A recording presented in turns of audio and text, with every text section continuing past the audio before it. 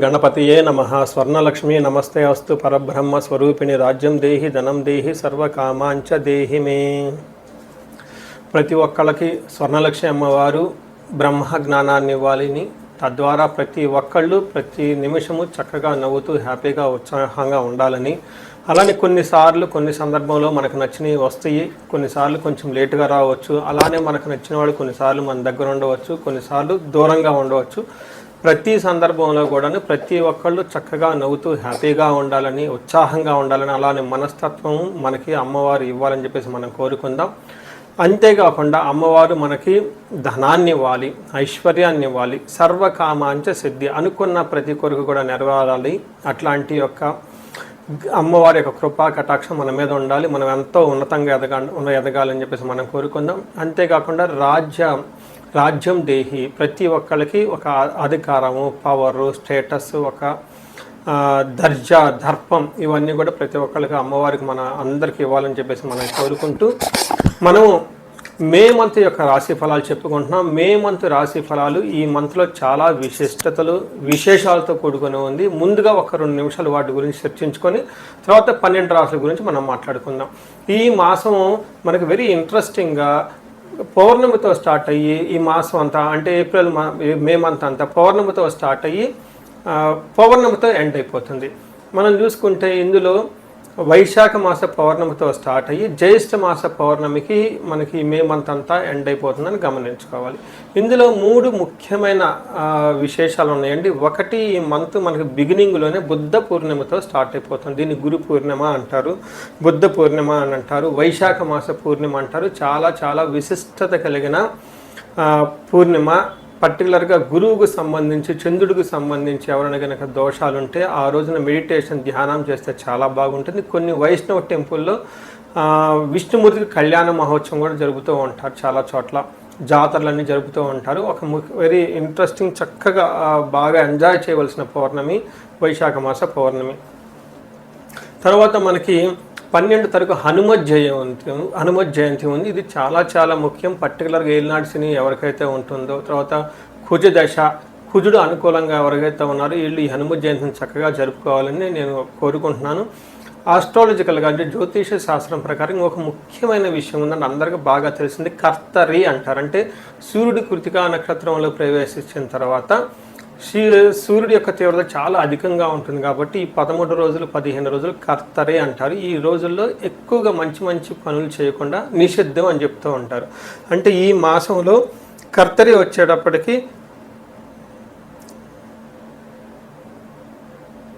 11వ తారీఖున కర్తరి స్టార్ట్ అవుతుంది, 28వ తారీఖు కర్తరి ఎండ్ అయిపోతుంది అనమాట. ఈ ఉన్న మధ్యలో 15-16 రోజులు మనం చూసుకుంటే కర్తరి అంటారు. ఈ కర్తరిలో జనరల్గా బావులు తవ్వటాలు, తర్వాత వ్యవసాయానికి సంబంధించిన పనులు స్టార్ట్ చేయటాలు, వివాహాలకు సంబంధించి లేదా కొంచెం గృహప్రవేశాలు లాంటివి చేయకుండా ఉంటే మంచిది.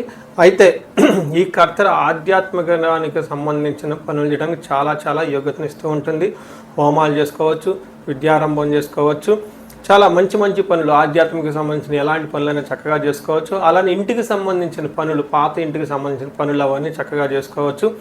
ఆల్రెడీ అంతకుముందు వివాహానికి సంబంధించిన పనులు చేస్తుంటే ఈ టైంలో కూడా కంటిన్యూ చేసుకోవచ్చు. అయితే కొత్తగా మాత్రం కొన్ని విషయాలు మాత్రం చేయకూడదని చెప్తుంటారు. సో ఇందులో ఇంతే కాకుండా జ్యోతిష శాస్త్రం ప్రకారం 4 గ్రహాలు ఈ మాసంలో కూడా మారుతూ ఉన్నాయి. ఇది కూడా ఒక ముఖ్యమైన విషయం. మనం ఇక ముందు వీడియోలో ఈ 4 గ్రహాల యొక్క ఇంపాక్ట్ ప్రతి రాశికి ఎలా ఉందో మనం తెలుసుకుందాం. మే మంత్లో మకర రాశి గమనిస్తే మనం ఇందులో ఉత్తరాషాఢ 2, 3, 4 పాదాలు, శ్రవణం 1, 2, 3, 4 పాదాలు, ధనిష్ట 1, 2 పాదాలంతా ఈ మకర రాశిలో ఉంటారని గమనించాలి. పేరు బలం ప్రకారం మనం చూసుకుంటే బో, జా, జీ, జూ, జే, జో, ఖా, గా, గి అన్న లెటర్స్ అంతా కూడా మనకి మకర రాశిలో ఉంటారని గమనించాలి. ఇందులో మనం ముందుగా చెప్పుకునే విధంగా 4 గ్రహాలు మారటంతో ఈ గ్రహాల యొక్క మార్పు వల్ల మకర రాశి వాళ్ళకి ఎలా ఉంటుందంటే మిక్స్డ్గా ఉంటుంది. కొన్ని చోట్ల ఎంకరేజ్మెంట్గా ఉంటుంది, కొన్ని చోట్ల అవమానంగా ఉంటుంది, కొన్ని చోట్ల వచ్చేటప్పటికి ఆటంకాలు ఉంటుంది, కొన్ని చోట్ల ఎదే విధంగా స్మూత్గా ఉంటుంది. ఇలా డబ్బులు వస్తుంటుంది, పోతూ ఉంటుంది. మిక్స్డ్గా జిగ్జాగ్ అప్స్ అండ్ డౌన్స్ ఉండే అవకాశం ఉంటుంది. కొంచెం ఆలోచించుకొని నిలకడగా వెళ్తే బాగుంటుంది. ఇందులో భాగంగా సూర్యుడు 4వ ఇంట్లో ఉండటం వలన అవమానాలు జరిగే అవకాశం ఎక్కువ ఉంటుంది. సూర్యుడు 5వ ఇంట్లో మారటంతో మానసికంగా కొంచెం ఆందోళన చెందే అవకాశం ఉంటుంది. బుధుడు వల్ల లేదంటే కుజుని వల్ల రిపప్రియం శత్రులతో కలిసి కూర్చొని మాట్లాడితే చాలా చక్కగా ఉంటుంది. భార్యతోటి, బంధువులతోటి, పుత్రులతోటి గొడవలయ్యే అవకాశం ఉంటుంది. 6వ శుక్రుడు ఉండటం వల్ల విపత్తి అవమానాలు జరిగే అవకాశం ఉంటుంది. అంటే టోటల్గా ఏ ప్రకారం చూసుకున్నా కానీ మేజర్గా ఉన్న గ్రహాల వల్ల కొంచెం నిదానంగా ఉండే అవకాశం ఎక్కువ ఉంటుంది మకర రాశి వాళ్ళని గమనించుకోవాలి. సహజంగా మకర రాశి వాళ్ళకి ఈ జూన్ నుంచి చాలా బాగుంది కాబట్టి అన్ని గ్రహాలు అనుకూలంగా ఉండటంతో, అయితే ఈ యొక్క మంత్ మాత్రం కొంచెం స్లోగా ఉంది, కొంచెం ఆగి నిలకడగా వెళ్తే బాగుంటుందని గమనించాలి. 5వ స్థానంలో సూర్యుడు ఉండటంతో బుద్ధి చాంచల్యం ఆప్నోతి, అంటే మనసు అనేది రకరకాలుగా ఉంటుంది, సరైన డెసిషన్ తీసుకోకుండా ఇబ్బంది పడుతూ ఉంటారు. దేహాలాస్యం, మనస్తాపం, సుహృద్వేషం, ధన వ్యయం అని చెప్తూ ఉంటారు. అంటే శారీరకంగా అలసట ఉంటుంది, మనస్సు అనేది మనస్తాపానికి గురవుతూ ఉంటారు, మూడ్ అప్సెట్స్ అవుతూ ఉంటారు, ఫ్రెండ్స్తో గొడవలు పడుతూ ఉంటారు, ధనం విపరీతంగా అయ్యే ఖర్చు అవుతూ ఉంటుంది. వీటన్నిటికంటే కూడా ముందుగా బుద్ధి చాంచల్యం ఆప్నోతి, మైండ్ చాలా ఇబ్బంది టెన్షన్గా గురై అవుతూ ఉంటారని గమనించాలి. అయితే 11th హౌస్లో సూర్యుడి యొక్క దృష్టి ఉండటంతో ధన ప్రవాహం బాగుంటుందని గమనించుకోవాలి. అదేవిధంగా కుజుడు 4వ స్థానంలో ఉండటం ద్వారా వీళ్ళకి భాగ్యహాని, భయం, క్రూరం, బంధువైరం, ధనక్షయం, రోగాది సంతాపం, అంటే 4వ స్థానంలో కుజుడు ఉండటం వల్ల భాగ్యహాని, రావాల్సిన పనులు కాకుండా కొంచెం ఆటంకాలు కలుగుతూ ఉంటుంది, భయప్రదంగా ఉంటారు, క్రూర బుద్ధి కలిగి ఉంటారు. వేరే వాళ్ళకి ఇబ్బందులు పెడదాము, వేరే వాళ్ళని కోప్పడదాం, వేరే వాళ్ళని మన గ్రిప్పులో పెట్టుకుందామని ఇట్లయిపు ఆలోచన ఎక్కువ ఉంటుంది.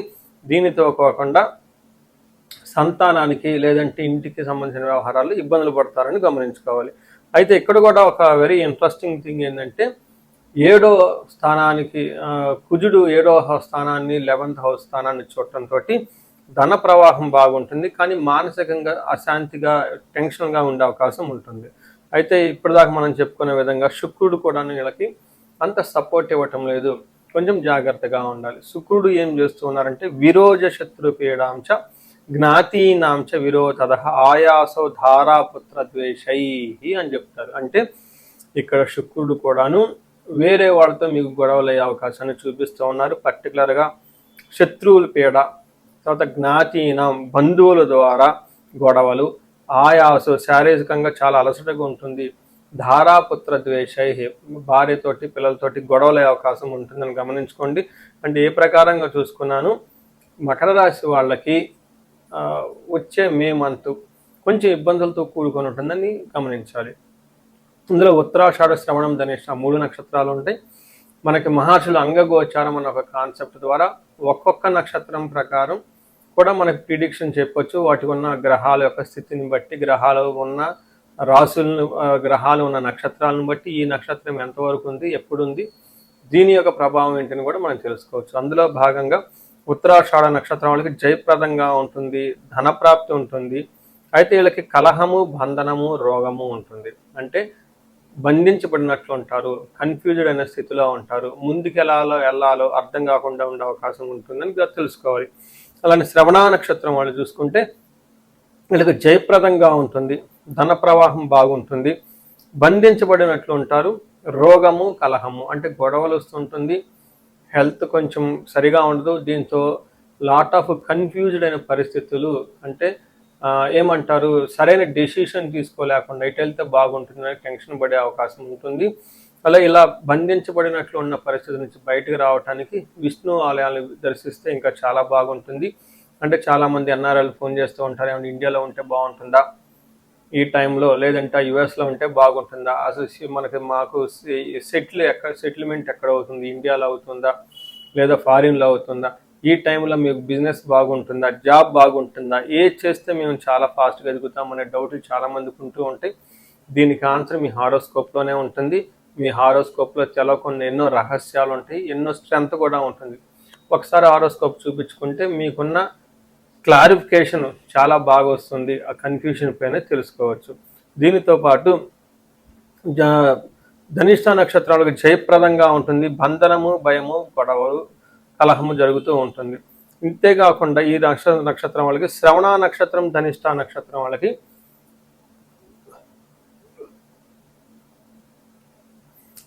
ఈ నక్షత్రం వాళ్ళకి శ్రవణ నక్షత్రం వాళ్ళకి ధనిష్టం నక్షత్రం వాళ్ళకి బుద్ధి నాశనం, అంటే సరైన డెసిషన్ తీసుకోలేక రాంగ్ డెసిషన్ తీసుకోవటం వల్ల పర్టికులర్ ఆన్లైన్ ట్రాన్సాక్షన్లు చేసేటప్పుడు, ఇంటర్నెట్ బ్యాంకింగ్ చేసేటప్పుడు, ఆన్లైన్లో షాపింగ్లు చేసేటప్పుడు, వేరే వాళ్ళకి ఏదైనా ఇంపార్టెంట్ ఇన్ఫర్మేషన్ ఇచ్చేటప్పుడు రాంగ్గా ఇచ్చేసి తద్వారా మీరు తర్వాత చింతించవలసి ఉంటుంది, రిగ్రెట్ అయ్యే అవకాశం ఉంటుందని గమనించుకోవాలి.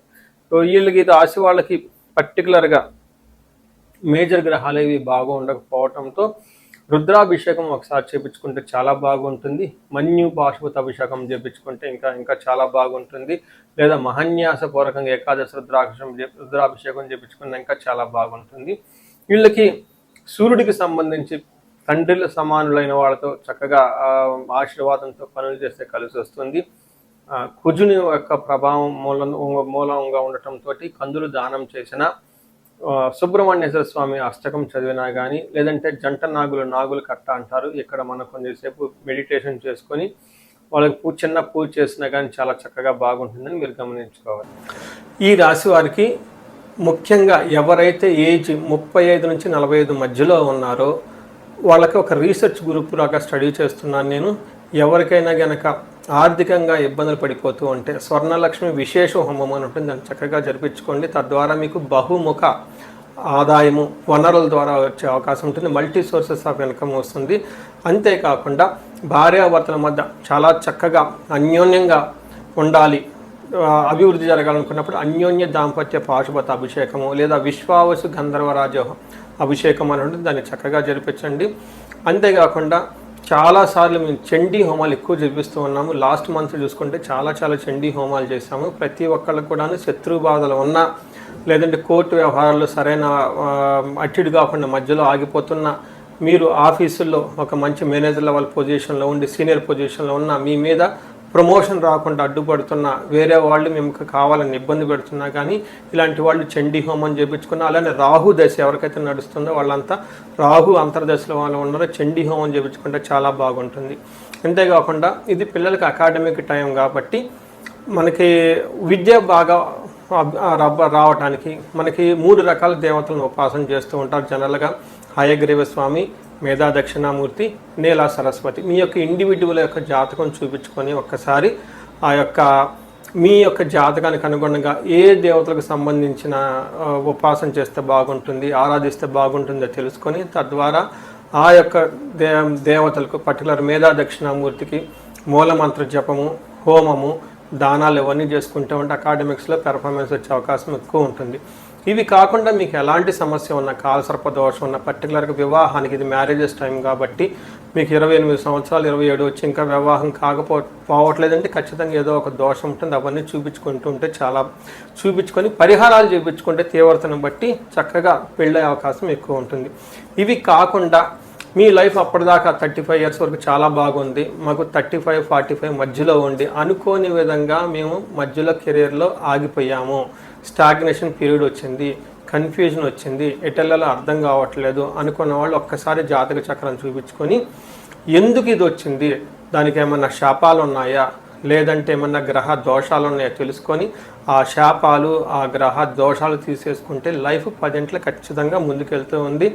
ఇంకా ఒకటి, ఎవరికైతే ఏలినాడు శని, అర్ధాశ్రమ శని, తర్వాత అష్టమ శని నడుస్తూ ఉందో వాళ్ళందరూ కూడాను చక్కగా సంపూర్ణ శాంతి పూజలు చేయించుకోవాలని చెప్పేసి, మీకు ఎలాంటి సమస్య ఉన్నా కానీ దానికి చక్కటి పరిష్కారం ఉంది. ఎలాంటి కన్ఫ్యూజన్ ఉన్నా దానికి పరిష్కారం మీ జాతకంలోనే ఉంది.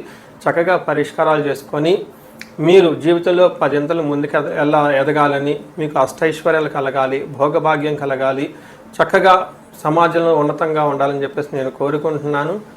నమస్తే.